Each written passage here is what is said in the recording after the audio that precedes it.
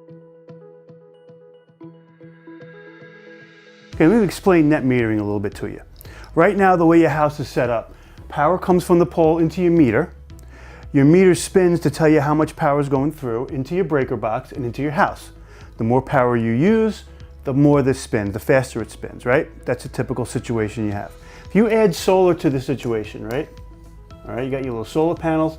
Solar panels provide power to your panel box, which goes to your house. So power goes into your panel box, into your house, as long as you're using it. Now, supposing you're not using it, it's a slow day, nothing's happened, the air conditioner's off, whatever the case is. So now power is going to go back from your panel box back into your meter. This is going, and then it actually will go back to the grid, and maybe it's powering your neighbor's house.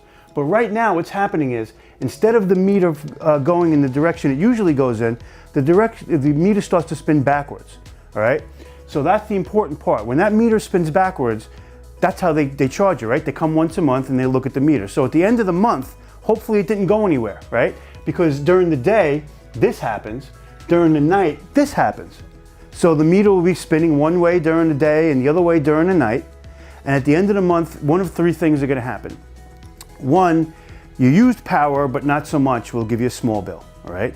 Or you used exactly what you produced, which would give you a zero bill. All right, if you produced more power than you use, what happens in that case is you have a credit bank bill. So they give you another line on your bill. It's called credit bank.